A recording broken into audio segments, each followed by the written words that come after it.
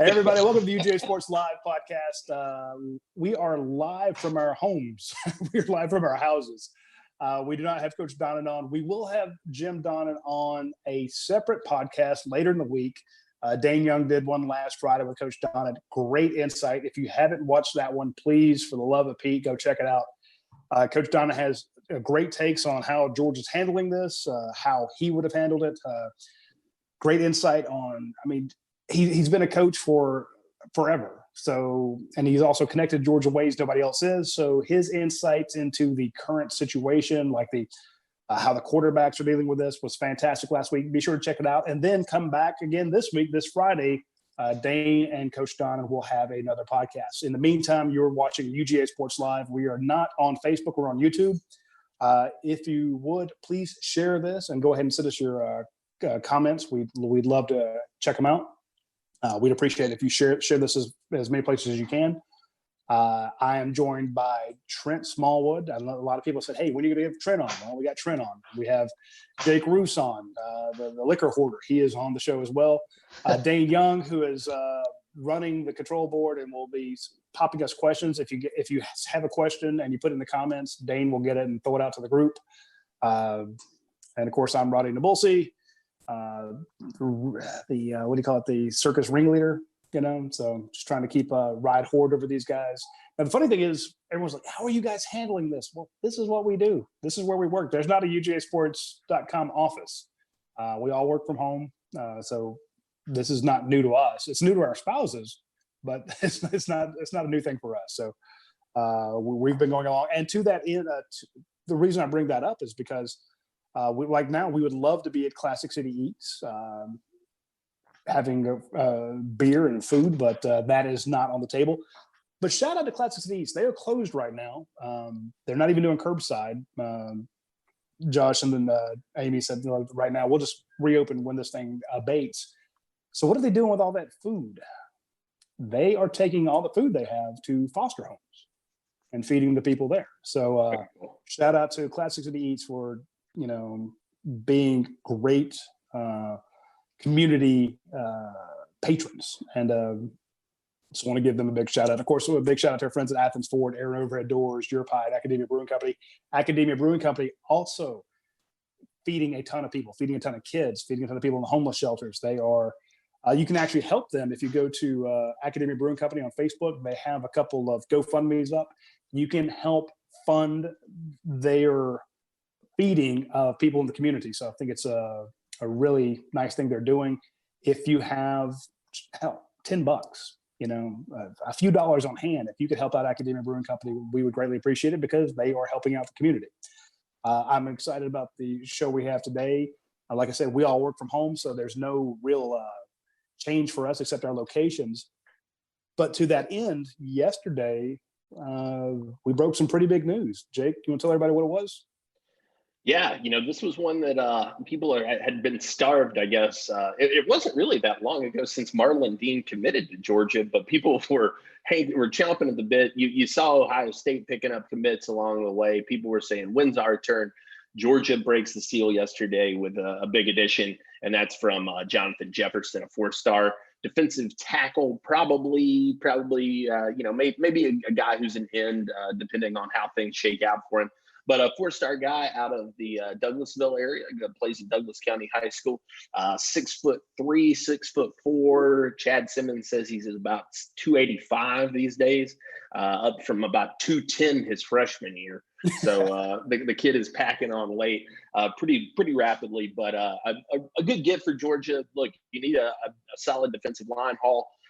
As you do every year. I think that this year for Georgia, it's more about, stocking the coffers, making sure you've got those next men up. It's maybe not a situation where you've got guys you're going to have to rely on as soon as they get to campus. But Jefferson's a guy who can be interesting in that regard because he's got the size, certainly. He's an early enrollee. He'll be a mid-year guy.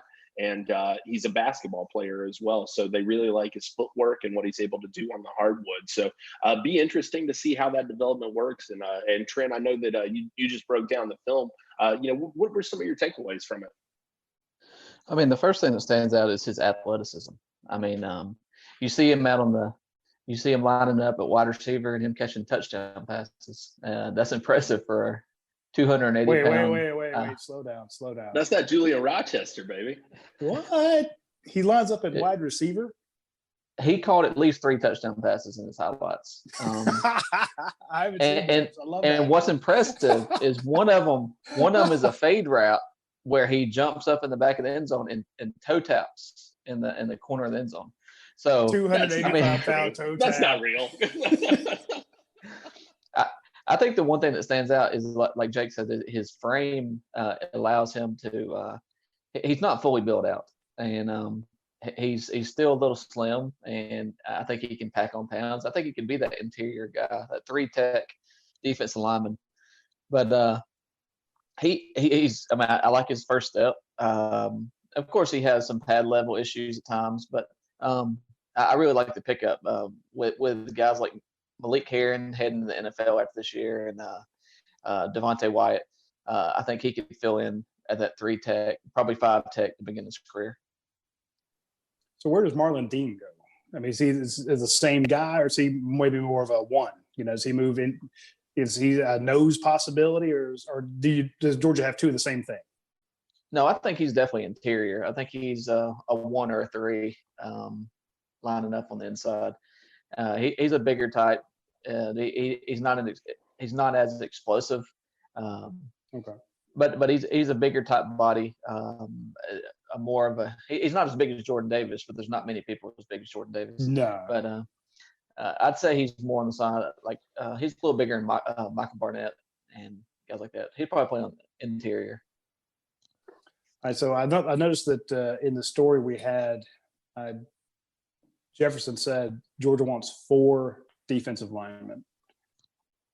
Does that seem right? Does that seem more, not enough, too many? What's your take on that, guys? I think that's a really good, kind of benchmark. I think that you start there, and then if you find that yourself in a situation where there's a couple of extra of those guys floating around, go ahead and take the swing and go ahead and bring those guys into the fold. It's hard to get defensive linemen who can play at this level, and so I think 4 is your bare minimum, really. But I think that you could see them, that go as high as 6. I mean, they went really hard on the offensive line this last year. They need to spend heavily there, make sure that they've got guys. And like I said, that position's at such a premium, and it's so tough to get guys that if you've got some talented players, I just can't see a situation where Kirby Smart's going to turn them down. I was just thinking, it seemed like 2 years ago they took 4. Last year they took 3. So this year 4. But then, which to me sounds fine. It sounds normal. But at the same time, that they always seem to take 750 defensive backs. They're always squeezing in 5 wide receivers. I'm just wondering how the numbers work out, because it seems like you have that trio out of Tennessee, who are kind of untested and kind of moved back into this class. There are a lot of redshirting there going on. So then, you bring in the strong class, the strong freshman class that'll be coming in, and it seems to me like, 4.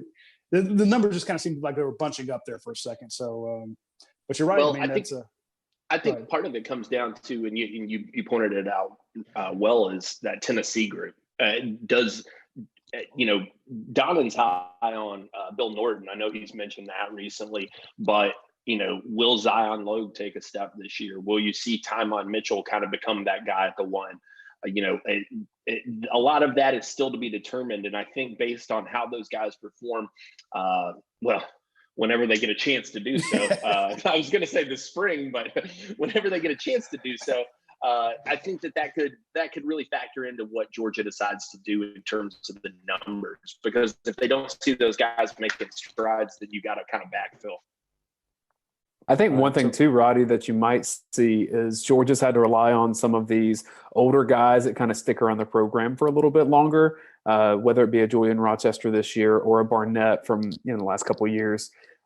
I don't think Kirby Smart necessarily wants to have to do that. Obviously, if the option's there, you want as much depth as possible. But I don't think you want to be relying on people, if anything else, maybe just for the confidence that some of the previous recruits will be 3 and done and off to the NFL. So you have to be prepared for that sense. That's a good point. Think of the amount of playing time Justin Young got. I mean, at one point, I hate to say it, but I'd almost forgotten that Justin Young was on the team. Mhm.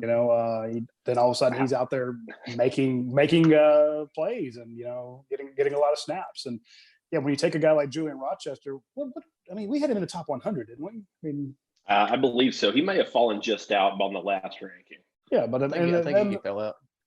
All right, but there was one point where he was really high up there, and his weight fluctuated, but then he got hurt. But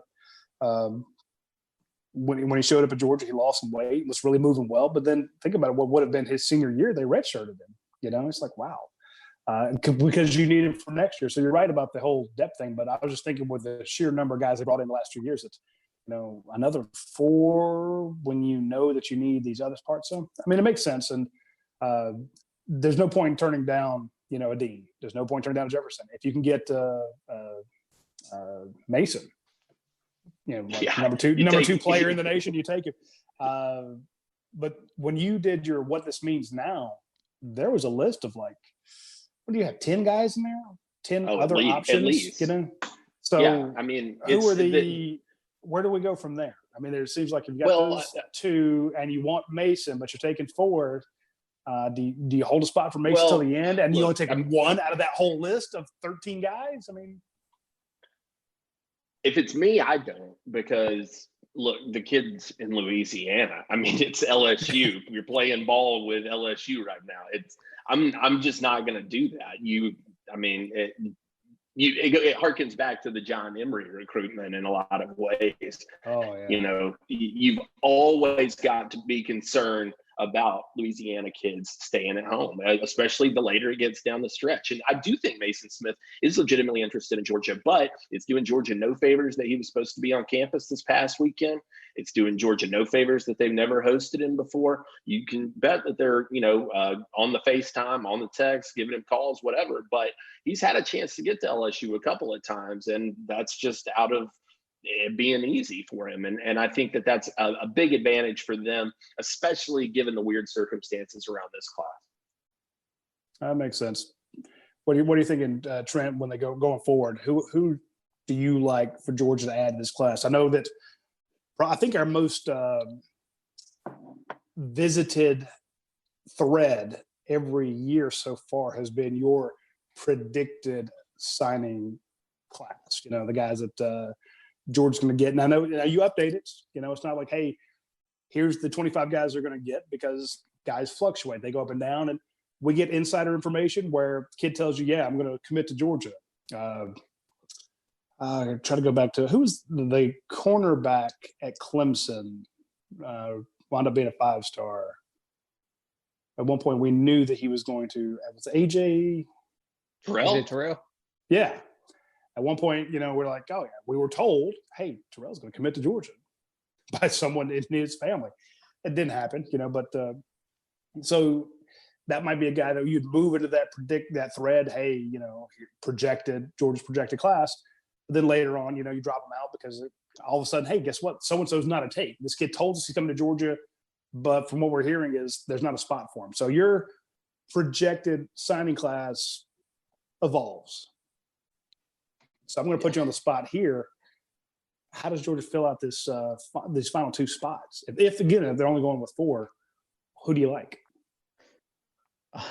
I got to be honest. The defensive line was it was tough to project, and I just basically got lucky with the first 2. So well, you're not supposed to say. Don't tell people that. I threw darts and it worked. Woo! Well, I made the comment when I first initially did this. I build you up, and this is what you give me. When I first initially did this class prediction, I said defensive line is very hard to project in this class because they got guys like Leonard Taylor down in Miami, Florida. You got the Tyreek South. You got Tim Keenan.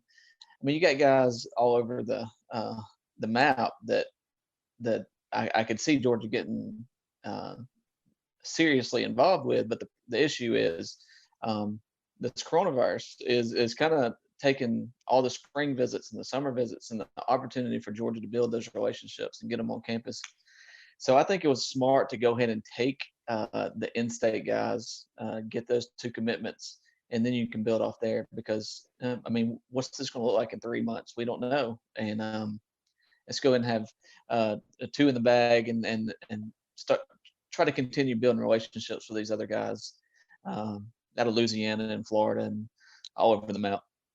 It feels really weird this year. Go ahead, Jake. No, I think that you're going to see a big home spin for most teams this year because of just the background that these teams have. And I think, too, in a situation like this, which is, unfamiliar, people are bunkering down with their families, kids will want to be close to home. And I think that that'll kind of hammer it home for them.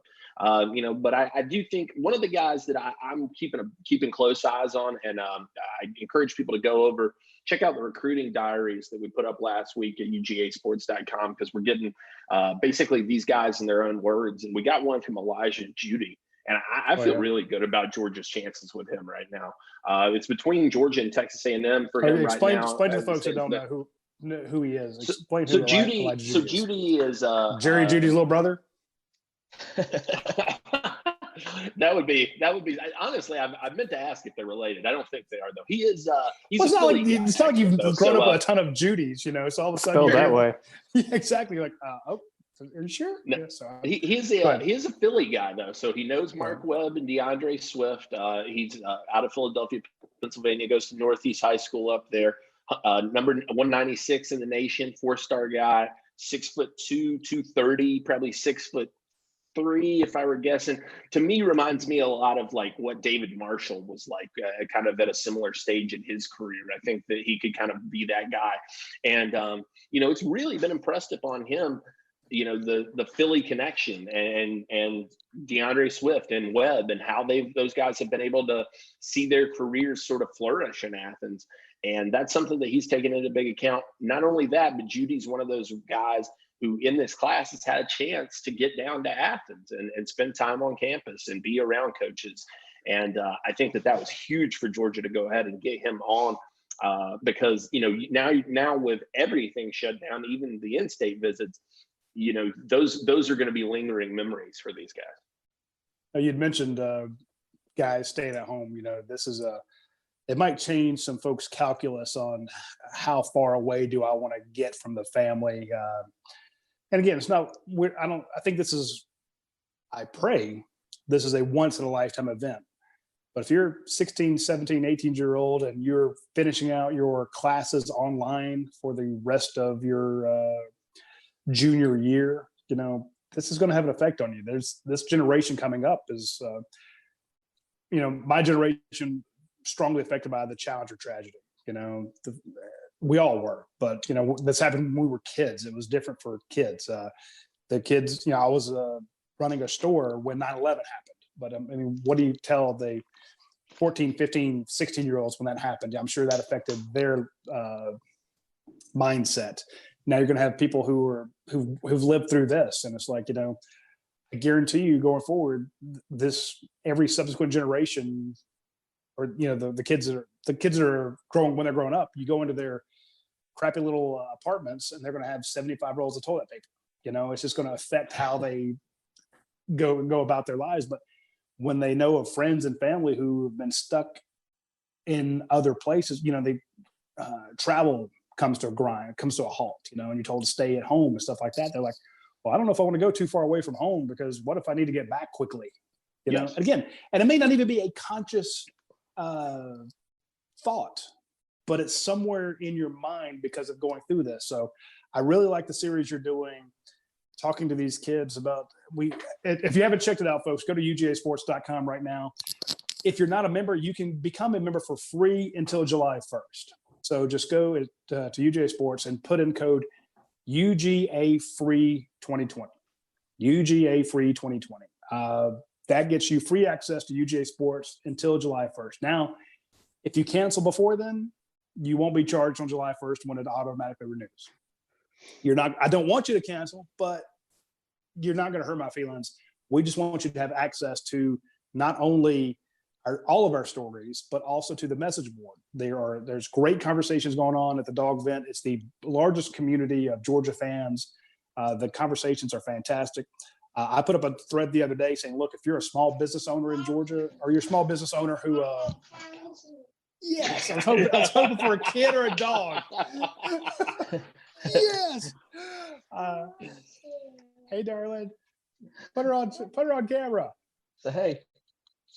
Say hey. That's awesome. Hey, Just like a recruit, man. Only wants to talk to you until you put them on camera. Exactly. I want people to be, if you are a UGA fan that owns a business, or you are a UGA alum who owns a business, we want you to be able to go to the event and share where you're located and how we can help you. How we can be a patron of your business. So just like we have our standard advertisers here, that's the type of threads we have at UGASports.com. We also have a ton of news. I mean, we've broken a ton of news since this whole thing, this whole shutdown came along. And like I said yesterday, we broke the news that Georgia had a new commit. You guys are doing great stuff. But I want to get back to the fact that I love the recruiting diaries you're doing, because you can get a good sense of what these guys are going through and what they think about it. Now, for a lot of them, a whole lot didn't change, because they're still getting a ton of texts from every coach who's recruiting them. They all wanted all the coaches like, look, we're stuck at home. We're not allowed to go to our office. So what are we going to do? We're going to hit up every recruit on our list, everybody in our area, everybody at our position that we coach. They hit them up. And you were talking about that, Jake, in your stories about the sheer number of these guys are saying, yeah, I'm getting tons of texts, tons of checkups. Coaches check and make sure everything is going like it wants to be. But you can kind of see the thought process there. And to go back to Trent's point, I do think you will see folks really sticking on to the recruits sticking kind of close to home, because again, how many times has Brock been to Georgia? I mean, he lives right down the road, so he's been there 100 times. How many times had Marlon Dean been to UGA? A bunch of times. How many times had Jonathan Jefferson been there and stuff? Mason Smith holds off because he's never been. So Georgia has 4 commits right now. All 4 of them are from the Peach State. Last year, we were sending Jake to California, Las Vegas. Where else? I mean, Maryland, Utah, yeah. Send them all over the place. And again, Georgia can recruit nationwide, but I think right now, when the crap hits the fan, what do? You go back to what you know. Plus, it doesn't hurt, Trent, that in Georgia this year, you have one hell of a 2021 class. Oh yeah. The recent decommitment of Dayne Young. That's a big one to watch. I mean, and that's another. Now, who's that? Goes back, Deion Colsey out of he's from Athens, or he's playing ball in Athens. So plays at Athens Academy. What position is he? Wide receiver. Does Georgia have a 5-star quarterback about 10 minutes from him? I believe so. I'm just saying, if you can social distance by about 35-yard post routes apart. That's what I'm saying. You got to think Brock Vandegrift's like, hey buddy, why don't you go stand at the 50 and I'll stand in the end zone and we'll just play some toss. And this is another one of those situations where he was committed to Notre Dame. This is home, and going through this the situation that we're in right now is that is a situation that could keep Colsey close to home. So, well, wasn't that the whole thing with Brock Vandegrift, the 5-star quarterback who's going to Prince Avenue, about 10 minutes outside of Athens? He was committed to Oklahoma, and he's like, that's just too damn far away. Yeah, it was. Did he go for a visit or something? Yeah, it was Christmas. Okay, yeah. No, it was Christmas. He spent time with his family, and essentially, they were all very encouraging and said, "Hey, we congratulations on your decision. We're fully supportive, and the only thing that we kind of regret is that we won't get to see more of your games. It's going to be tough for us to get to Norman. So maybe we'll see you play, 1 or 2 times over the course of your college career." And when he kind of got back to his house and sat down and thought about that, he said, I want the opportunity for my grandparents to see me play. I want the opportunity for everybody, my whole family, to be at all of my games if possible. And, that just wasn't going to end up being the case in Norman. And so, it's interesting that happened prior to all of this, because you have to think this would have driven it home even further. Yeah, I think that's, and I'm not saying that proves a case. It's all anecdotal. And again, this is just a working theory, but I think when you have a situation like this, it is going to, at some base level, make these kids think, maybe going and playing at USC or, playing, going all the way up to Ohio State or Michigan, maybe that's not the thing for me. And I could be completely wrong. And maybe I'm just projecting current fears onto the population at large, but I could just see a situation where what happened with Brock at Christmas, these kids kind of feel the same thing. Now, that does not bode well for a lot of states, a lot of schools like Tennessee, who have to recruit out of state. It works great for Georgia. It works great for, California and Texas teams, because you're just in a state with loaded talent. But you remember, Georgia's also trying to pull kids from all over the country, and it works against them on those. Am I wrong? Sure. And no, totally. I agree. And I think, though, the part of the discussion has to center around the fact that, if you were going to pull a kid out of, let's say, a California, like you did Kendall Milton last year, Kendall Milton at this point had visited Georgia. And I'm talking about March, had visited for spring practice. He'd visited for a junior day in January. He'd visited for a game his junior year. He had a chance to be on this campus and really kind of get the sense of what it was going to be like to live there, even in a weird circumstance such as this, or to be there full time. He had a chance to grow the comfort, and you're just not seeing that ability for a guy like Mason Smith, who's never had a chance to visit Georgia. Will one visit in the fall be enough? Will even 2 visits be enough? So many of these guys, it takes a couple of times if you're going to come that far out to really kind of get the feel of, can I do this? Can I be there?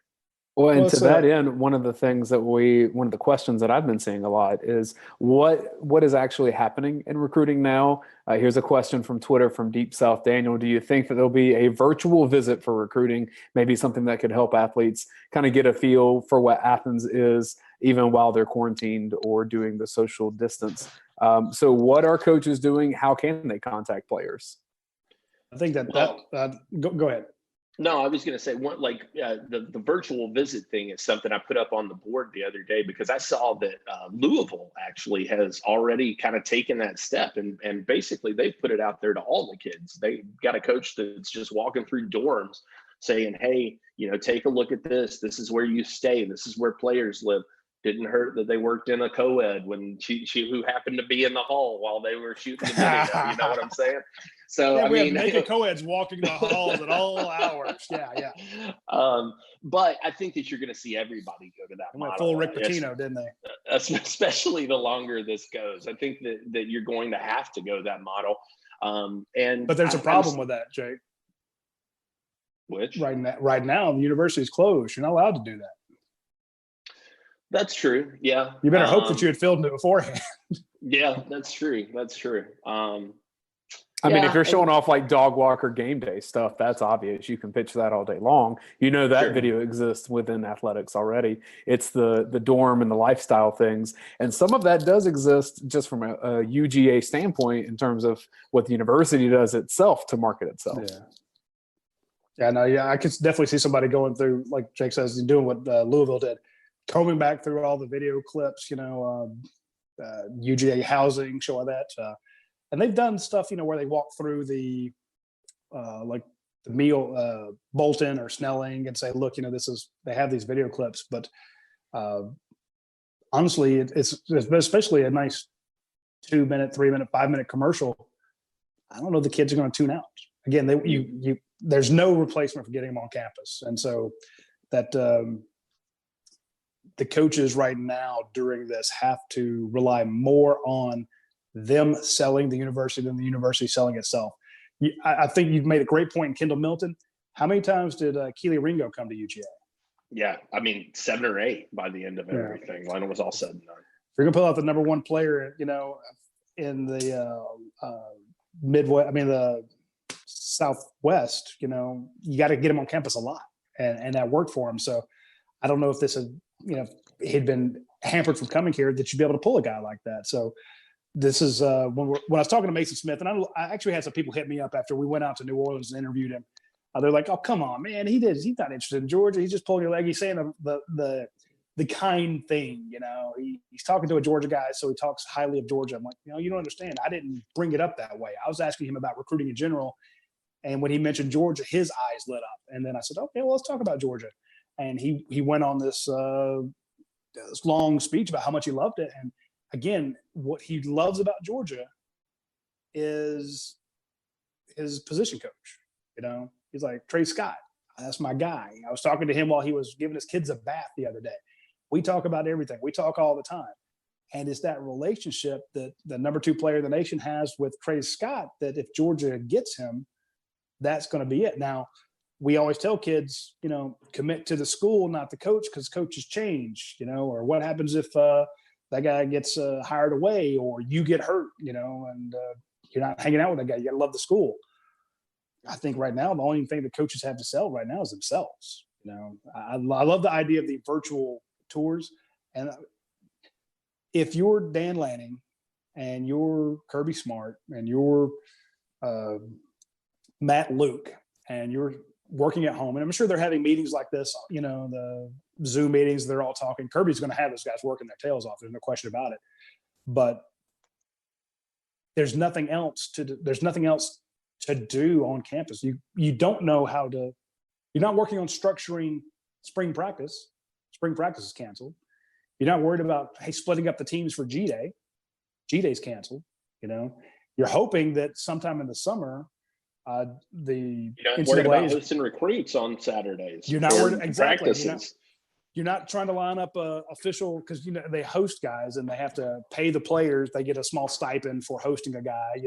You're not doing all that. So all of your, and again, I don't know what all the coaches have, but it seems to me like everything that you don't have to worry about right now is more time that you can spend on recruiting. And you're limited in the amount of times you can call these guys and stuff like that. But it seems to me like right now you have to be selling the hell out of yourself, and working on your relationship with these kids, because you can't, there's something about, you guys wrote about how big when they first had the big light show at UGA for 6 months to a year almost. It seems like forever, not a year, but for months, every kid we spoke to said, yeah, that light show. Wow. Or guys that came to that Notre Dame game, or guys that came to the Auburn game the year before, they always talked about how amazing that was. Oh, that game was crazy. That atmosphere was crazy. They come on a visit and they take them down to we saw them hitting golf balls into the stadium, they take them out, they put them on the middle of the 50-yard line. They put on all the lights and they show them, hey, this is what it's going to be like. That carries weight. For years when we would talk to a kid and they would go to the dining hall, they'd rave about the food. They're like, man, I had as many steaks as I could eat. They had a milkshake area where I had like 6 milkshakes, and the food's amazing. They walked them through the dorm. They're like, those dorms are better than the house I live in right now. Well, now everybody has that stuff. But each one of those carries weight when the kid, as you said, Jake, can see themselves playing there. They're like, oh, this would be my locker. Hey, there's 75. That's the number I wear in high school. That's the number I want to get when I come here. This would be my locker. So it matters losing that. You can try doing it all virtual. It just doesn't have the same teeth of being on campus. So coaches are going to have to sell the crap out of themselves. Or am I wrong? I wonder how this is going to affect the early signing period.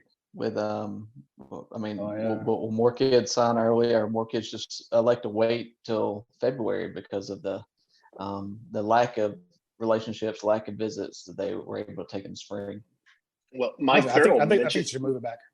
Well, Mike Farrell mentioned today in his 3-point stance, he said, look, I think they should just cancel it this year. Let it go. I agree. He said, you just go back to the one traditional signing day for this year because it gives everybody more time. Coaches are going to need more time to evaluate these kids. Coaches are going to need more time to spend with these kids. Kids are going to need the opportunity to get on campus more frequently. I mean, there are so many factors at play with it that it does make a lot of sense. Now, that makes me want to cry to think about that because I love the December signing period because it breaks up the class. But, going back to tracking 50 dudes going into the first Wednesday in February was I didn't sleep a lot for a while. But, I understand the necessity of it, and I think that it does make a lot of sense this year. If they did keep it, though, can you imagine how difficult that is for these first-year coaches in new regions? So like a Mike Leach coming to Mississippi or Eli Drinkwitz going to Missouri, even Lane Kiffin going from Florida to Mississippi. I mean, that's not as far, but how do you even know where to begin with that when you can't go meet people? I mean, you can't even – in a lot of cases, they haven't even had the kids in their state on campus or had a chance to meet with those kids. So yeah, you talk about being behind the 8 ball. That's tough stuff. Yeah. Although for some reason I should say that I don't have sympathy for Mike Leach, just because he's just so damn interesting. Oh, he's not in Mississippi right now. He's in Key West, I promise you. Yeah. So but no, you're right. That's a big deal. And I think they should move it back. Right now, the question I keep getting is, are they going to have a football season? I'm like, whoa, man, just relax. We're not even into April yet. We're still a week away from April 1st. Let's not cancel the 2020 season until we get some sort of idea. Now, I do think the NCAA needs to remove or adjust the rule that states you can't have you have to have like a 9-week period between the last spring camp and the first day of fall camp. Maybe they add on an extra week at the beginning, or give them a something in the middle of the summer when I don't say that the all clear is sounded, because from what I've read, I don't think there's actually an all clear, but I think when we're out of danger of overstressing our medical facilities, then, some of the restrictions will be relaxed. And at that point, maybe summer school gets underway, or, they allow coaches to have practices, a modified camp. I mean, it's, again, people say, well, what's the NCAA going to do? Well, the NCAA is made up of the member institutions. It is the school presidents that make it up. So in other words, when we as a group decided that we wanted to do today's show on YouTube, that's the decision we made as a group. There's no one telling us what we have to do. There is no NCAA you tell us what we have to do. Well, but again, no one's telling me what to do. So we're allowed to do it how we want to, because it's made up of our group. It's the same way with NCAA. It's made up of the schools that participate. Its participation is voluntary. It's made up of the university presidents. The university presidents can all get together and say, okay, in order to be fair to everybody, we're going to allow for a 10-day summer camp. You can have 10 practices, instead of the 15. Must be completed by July 13th, and then the kids are allowed to go, kids are allowed to go home or do whatever, and then you can start practices on August 1st. In other words, they can make up the rules as they go. And normally we say making up the rules as you go is stupid. You need to have this, don't change in the middle of the stream. But this is a situation where there's not some overriding government rule that states what you can do. They are allowed to change things as they want. So if they say, well, if we get rid of the early signing period, well, what will that? No, hey, one time this year, let the new coaches give them the extra time to get to recruit. You're not establishing. This is not a time to establish precedents. Exactly. This is not. This is a totally unique situation, unlike anything anybody's ever been through. So it's not like you're setting the stage and saying, yes, this is just we're throwing everything we've built away. I agree. I think totally. And you've got to think too, as you mentioned, it's university presidents that make up the NCAA.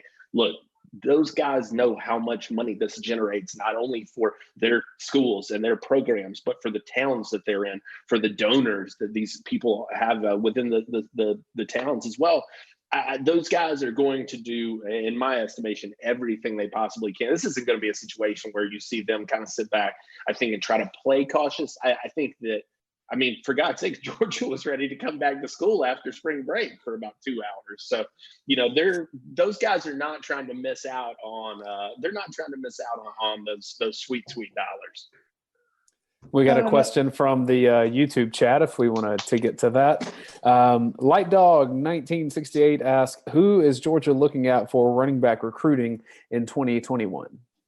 Giving that one to Smallwood. What's that question? 2021 running He's back. listening to his kids. Shut up. I mean, that's another tough one because I mean, you got an in-state guy in Brown who they could, you know, lean on for this class, but then they got Donovan Edwards up in Michigan, who I guess the relationship and the chance to get him on campus is kind of, you know, not there right now, and that could really benefit Michigan down the road because he is from the state, and this might be able to stay up north. So. I think Cody Brown's a name to watch, but I guess there's a couple of names down here. You got Evan Pryor's off the board now because he went with Ohio State. Travion Henderson looks to be trending that way too, but it'll be interesting to see how that kind of all shakes out. Will Shipley's another guy I think that people need to remember for sure. Lavassier Carroll is a kid that kind of falls into what all of this that we're talking about, you know, staying close to home. Looked like Florida was really making some ground with Carroll, the 4-star, formerly of Warren County, but now he's at IMG. Looked like they were really making some strides, but, you know, this could be a kid who's kind of in that vein of like, hey, maybe I miss Warrington a little bit more now that everything's kind of gotten a little weird. What about Amari Daniels has a little connection up. I think he compared to like James Cook or whatever, so that could be a name to watch too. But is Amari the one from Miami? Yes, he is. In fact, he's at Central, which was Cook's high school. So yeah, they're very familiar with each other. And all those Miami guys, I don't think people really understand. Like Miami is like the smallest town on earth when it comes to football. Like those guys know each other. They are tight. They're buddies. They know the older guys. Those older guys come back and help out. You know, it's very reciprocal in Miami. So he knows, you know, your Tyreek Stevensons, your Tyson Campbells, et cetera, Devon Wilson. Yeah. How many running backs did they take in this class? My guess would be 2. But I think they would be okay with 1 if they got the right one, but I would lean toward them taking 2. Yeah, I feel the same. I think that you 1 is okay, 2 probably ideal. And I think honestly 2 is ideal every year. But this is a class where I think they could afford to go 1 just based on the numbers that they've taken previously. So get Cody Brown and be done with it? I don't know. Is he a guy that if you take him, you have to get another back? I think that he's part of a 2-back take. Okay. No, that's just interesting. No, because he's the in-state guy at a little bit. So when you say if they get 1, okay. Well, let me ask you this way: if they're taking 1, if they can only take 1 because he's the right one, and you don't need to take 2, who's the guy that is a 1? Like with Kendall Milton. If you get Kendall Milton, you're done. You don't. I mean, getting Dejon Edwards is great, but you don't have to have it because you got a Kendall Milton. So who is it? Is it Edwards is the guy? If you get him, then you're safe going with just 1. I would say it's Edwards. Yeah, that's my estimation as well. I think that if you got Edwards, you could probably just ride on that. Well, it's tough pulling a kid out like that out of Michigan. So I think a lot depends on what the direction of the offense. Also, I think you're going to see more wide receivers taken. It's not going to be as much. I would say ground and pound. I think it's going to be. I think you're going to have more wide receivers taken moving forward. To that extent, I think if there's a true offensive philosophical shift in how Kirby Smart is running this program, that's where you'll see it the most is in what players are recruited at what positions. Because look, if Jamie Newman went out and had a Heisman contending year and Georgia's in a Final Four, then that makes Todd Monken look really good. and he'll be coveted by other teams either as a head coach or as an NFL offensive coordinator or maybe even an NFL head coach. So if the true philosophical change is happening, it's going to be slightly independent of Monken alone, because it's not like you're going to flip back to something else should he leave after a year or two. Sure. That's a good point. That's a good point. And that's, if anything bugs me the most about them canceling spring practice, again, I'm not worried about it because what we're doing now is much more important than spring practice. But when you look at I wish this had happened, woulda, coulda, shoulda, I really kind of wanted to see what, and again, Kirby's not going to let us watch what the offense they install. And when G-Day rolled around, it was going to be a very vanilla G-Day. We were going to see a lot.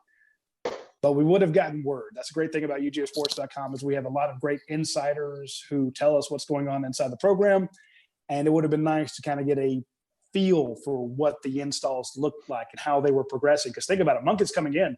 He's going to install his offense against the best defense in the nation. And I'm not trying to use hyperbole. I'm just saying that last year, Georgia's defense was number one in the nation.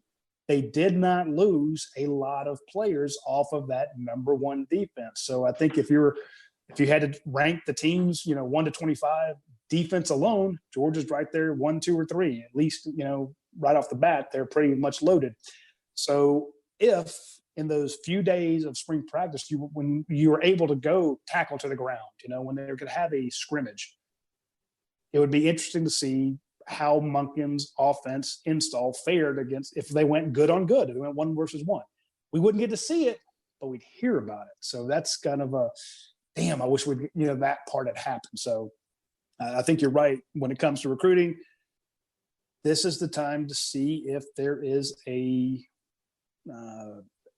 shift, a paradigm shift in how Kirby wants to run the program. And I hadn't thought about the fact that if it does work out really well, you could have a situation where you're replacing Monken right off the bat. Yeah, that would suck. But then you got Buster Faulkner kind of right behind him as a graduate assistant or as an offensive analyst, and I think that he's a guy who could step into that role.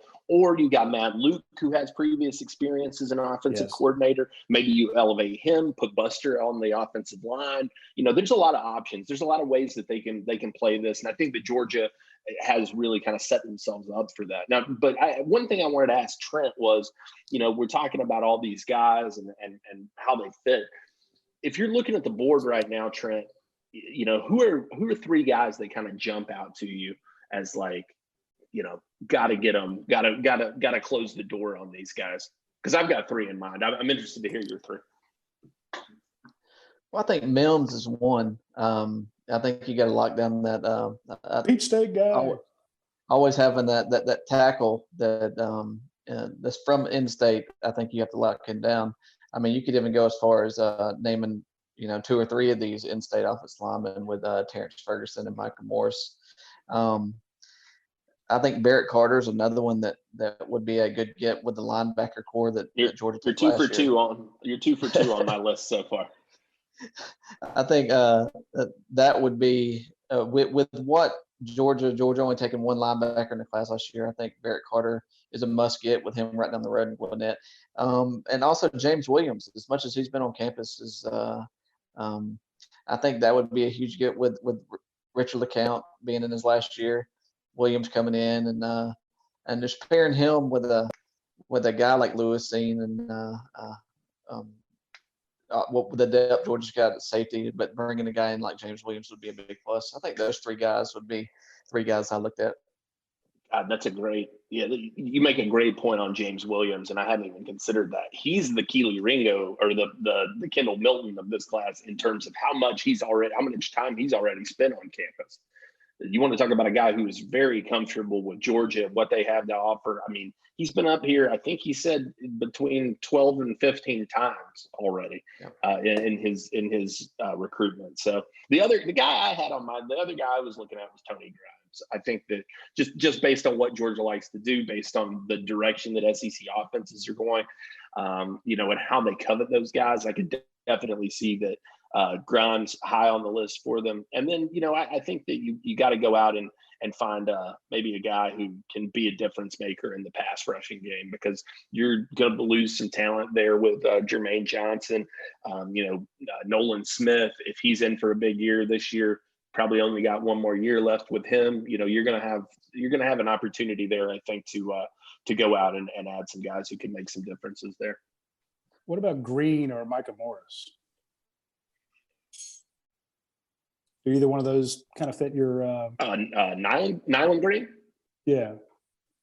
So yeah, Nyland, I think, is a guy that fits well within the defensive back class. I think that you're talking about, big bodied, probably, to me, physically reminds me of Devon Wilson. Kind of that bigger bodied guy, could probably step into that star position and make an impact there. I think Georgia would love to get him in. And then Micah Morris, as far as I'm concerned, those three offensive line, as Trent said, you could circle all three of those guys as must-gets in this class. And I think Georgia has a chance to get Micah Morris, Terrence Ferguson, and Amarius Mims. And if they do that, call it a day. Hang up the Spurs and let Matt Luke smoke a Cuban cigar. Yeah, but I mean, I like where Georgia is with those two, but I'm wondering, are they worthy of being included in that top three guys that Georgia has to lock down, has to finish out with? You got to get Mims, you got to get Carter, you got to get Williams or Grimes. I mean, does Nyland Green or Micah Morris fit into that? What about Carroll? Are those the guys that you're like, hey, you got to pull this off? I understand that from the in-state angle, that you're going there, but I think too that you've got to go. I mean, Georgia has built themselves around being able to still pull nationally, and so I think that you give a guy like Grimes maybe preference over a Nyland Green. No, that's why I asked you guys. I don't know. I mean, I think that if I'm looking at, if it's a toss-up for me between Micah Morris and, let's say, Mario Williams or Ajayi Hall, I'm probably leaning toward the freaky wide receiver because of how Georgia seems to be wanting to kind of rework a lot of this offense. You've got some depth at the offensive line. I'm not saying that you can afford to miss out on a guy like that. You can't, but I do think that if you get the toss-up, that's just my feeling, that maybe you lean toward the skill guy. Trent. I agree. I like Chris Hilton too. Yeah, he's pretty legit. Absolutely. Now we're seeing a lot of the former. We have a lot of former Georgia players that we're talking to when it comes to we're doing catching up with, and Dayne has done some great podcasts with these guys. Patrick Garvin's done good catching up pieces with us. So there's a lot of UGASports.com right now. Again, you can check it all out for free until July 1st. But I want to ask you guys, we're seeing a lot of the current players who are, they're not allowed to come back to campus. They're not allowed to be doing all their lifting. They're not allowed to be doing all the workouts. So we see Coach Sinclair, he's putting out, little videos of what you should be doing at home. And I'm sure that, he's sending them workout regimens to do where they can, not publicly, but he's doing some fun stuff on Twitter and such. But you're also seeing a lot of these Georgia players filming their workouts and calling out their position mates or their teammates or roommates, hey, where are you at? Of those videos that you've seen, who do you think has put out the best one? Who do you think's got the strongest workout video going right now? Nolan Smith kind of started the whole trend, so I've got it, which is no surprise given who Nolan is. But he's so young. But he's a shit talker. He's a guy who, he is, and so I was not surprised to see that he kind of led the trend on that. Stokes looked like he was getting some good work out there. We know that Jermaine Burton is spending some time with Terrence Edwards and getting some work in with him as well. So I think that to see him kind of lead the charge, though, I think was really impactful for the team, especially as a young guy. He's going to be looked at as a vocal leader this year. Yeah, Deion Coley is another guy working with Terrence Edwards, right? Yes, I believe so. About those workout videos, though, a lot of times fans don't really understand what they're seeing out there on Saturdays, especially when they're all up in pads and everything, because I think most people would have thought Prather Hudson was just a little old walk-on running back from Columbus, Georgia. That guy's an athlete, man, and he is more athletic than the majority of who anyone knows. And so they don't understand that throughout the entirety of the roster, they're all elite athletes. Yeah, so I was walking. There's a loop around my house. Go out in my neighborhood, take a bunch of rights, and when I get back to it, it's 3 miles. So I've been doing that, just to stay sane. And I'm walking, and there's 3 people jogging my way, and one of them happens to be Rodrigo Blankenship. He was like, and he stops for a second. Hey, and just says hi. If you've ever seen Rodrigo, a kicker, this guy's got the veins going over his bicep. He's all vascular. I'm like, he's a kicker, for crap's sake. But again, if you're going to be in Sinclair's weight room, you are going to be in great shape. I thought that Monty Rice did a video. He's calling out some guys, and he's having fun with it. Like I said, Prather Hudson, pound for pound, one of the strongest, toughest kids on that roster. Eric Stokes running up the hill. I think it looked like he was at Georgia. I think that was I think he was on one of the IN fields. Yeah, or maybe somewhere over there. So he's working out, nearby, running steps, doing push-ups and stuff like that. And I'm like, for guys who have 3 or 4 lifts a week, who are not allowed to do that, they got to be going damn stir crazy. I just can't imagine what it's like, So, but I thought it's kind of nice that they have this kind of public. I don't want to say calling out, but they're kind of having fun with it. It's like, look, I'm out here working out. Yeah, exactly. They're sending them around. I do feel a little bit bad for the special teams guys, though, because whenever practice does resume, that's a long time away from football for Scott Cochran. So there's going to be some pent up energy and already and energetic. I was joking with Coach Donnan last week. Like, can you imagine the first time that a kicker or punter makes a tackle on some kind of return? Like, what's going to happen to them on the sideline with Scott Cochran? You're going to need a get back coach for Scott Cochran. Yeah. You imagine what Scott Cochran's family's going through right now? They got him running the hill. Go to work. Go to work, please, Dad. Go to work. Lock him in the garage. Oh, that's rough. I'm telling you. That's all I had for this week. Do you guys have anything else you want to add? No, not really. We have a like I said, keep looking for the diaries. We got more of those coming this week. Looking at we'll be talking to some 2022 guys, which will be an interesting spin on this because, as you know, the coaches can't be in touch with those guys. They've got to be the ones to reach out. So I've had a chance to catch up with some of them, see how that's going for them. An interesting process for those guys. And then we'll be catching up with some of the guys that we talked to last week as well about, kind of how things are going moving forward and all of this. I know we had a really good story today, on Nazir Stackhouse. He's running 100-meter back when the track season was still going on. The video got out of him placing second in a 100-yard dash. He talks about he can run a 12-7 100-meter dash, excuse me. And I like this comment about, why are you running track? He's like, well, I got to be able to catch quarterbacks, don't I? And I thought that was a great line.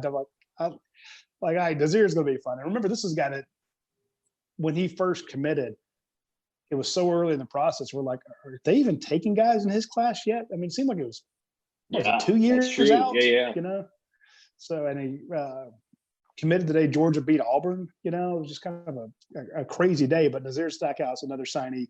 We have stories on him. We have stories on Jefferson. We have stories on JaQuincy McKinstry, Kool-Aid. Kool-Aid. I mean, I just got a notification while we're doing the show. Chad Simmons sent us another story. Premium update on 2021 linebacker Ian Jackson. We have a crap ton of stories at UGASports.com. And I'll give a plug to the Dog Days podcast as well. We had JT Wall on last week, former fullback, and now head coach at John Milledge Academy. This week, we've got Ben Jones, the center for the Tennessee Titans, off of his AFC championship game appearance. He chatted with me during his daughter's nap time. He's got a 2-year-old daughter. So, that was fun to chat with him. Next week, we've got a former kicker who now, as of last year, put out an album. He is a pop singer. Whoa. Whoa. I thought that was just Rick's kids that were doing that. Wait, are you talking about Billy Bennett? I can't tell you, Roddy. That's why it's a tease. Yeah, but you didn't deny it. And get over and check out Trent's film reviews too. Two great looks at both Marlon Dean and the newest addition, Jonathan Jefferson. Really give you a sense of how these guys can fit into what Georgia does defensively, what those guys bring to the table skill-wise. So great job as always on that stuff, Trent. Anyway, yeah, good job, Trent. And I guess we'll tell Dayne good job just because he gets all these great interviews and stuff. So again, ton of stuff coming at UGAsports.com. All of it's free. Sorry I didn't hit up all our commercial friends, but if you get a chance, check out Athens Ford. They do great work out there. Air and overhead doors, they are still working, because people still have garage door problems. So I saw yesterday they said they could do a installation totally touchless. No interaction with you. You submit everything online. They come in, ding, bing, bang, bong, and they're out. They're doing great work there. Of course, Academia Brewing Company, and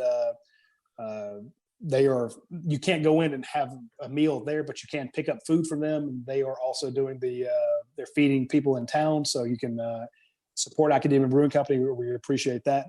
And of course, I went to your pie 2, 3, 5, 7, a bunch last week. So if you get a chance, you can hit. What'd you get? What kind of pizza?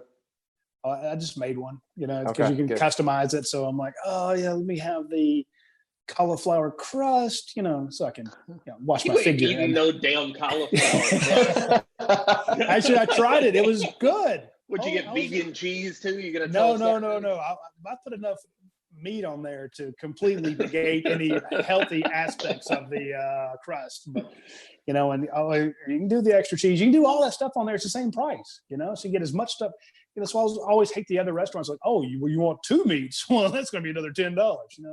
But no, you can customize it completely. And I went order online and do the curbside pickup, man. That's exactly what I did. I ordered online, got it for $3.14, by the way, because they extended their Pie Day thing. So I went by and picked up a pizza and some other stuff, and it was great. I also tried to take care of our friends over at Loco's, another local restaurant chain. So if you get a chance, folks, I know you're stuck at home. I'm sure a lot of you are cooking, but take care of as many local restaurants as you can. It just it means a lot to them. The more people they can keep employed during this, the better we will come out the backside of it. So there's a couple ways you can do that too. If you don't want to get the takeout food, if you want to get a gift card from these places and use it later on, that gives them cash now to kind of help out with their employees. Yeah. There's a lot of different fundraisers going on out there to help people out during this time. One of our event members is a guy named Robbie York, who runs American Whiskey, the UGA Watch Party Bar in New York City. And they've got a fundraiser going now. I think if you donate $50, you get put in a raffle to win some pretty nice bourbons and different booze, and more information's coming on that. But Robbie gave me a call earlier in the week. If you can do that for any of these restaurant establishments, places that you love to go, it really helps them stay afloat in a really tough time. I encourage people too to go seek out the Athens virtual tip jar. If you're somebody like me who frequents the watering holes around Athens, there are ways that you can essentially just Venmo to your favorite bartenders. And so I've been trying to take care of my bartenders while I know that they're out of work. And miss you guys. Ready to get back in the swing of things. Yeah, we can actually find liquor on the shelves now. So it's just Jake's having to stay at home. We can actually all drink again. But when you get a chance, I forgot to say that Academia Brewing Company, you can't pick up their beer too. So swing by, and if you're going to be at home, you might as well be at home with great beer. I think it's going to be really interesting when this is over. I was mentioning this to Patrick Garvin. A lot of people have always said, I just wish I had more time with my family. I wish America was more like France or Italy, where you spend more time with your family. And I think a lot of people are going to find out, work is not the end all be all of your existence. You do need to spend more time with your family. But I also think some people are going to be like, yeah, working 55 hours a week is just fine with me. I really think there's going to be a lot of myths destroyed when this thing is all over. So one thing that won't be destroyed, though, is UGAsports.com. We have a ton of content. We're still working full tilt as much as we can. A lot of interesting stories and stuff there, so that you don't have to spend your entire day reading about COVID-19 or politics. Talking to your family. Screw your family. Screw that too. Swing by UGASports.com. Come get a respite from the craziness and join the conversations at UGASports.com. We have that all for you. Later in the week, we'll have the podcast with Jim Donnan. Dayne Young will knock that out. If you have any questions for Coach, send them to Dayne. Hit him up on Twitter, Facebook, call him. I'll give you his number in just a minute. So you can call him and tell him your questions. Just give him my address and everything. Yeah, exactly. Swing by his house. Here's a social security number. Yeah, my bank account's there. Yeah. Mother's maiden name. Get that 47 cents he has in his college fund. So hit him up, and we will talk to you folks next week. Y'all take care.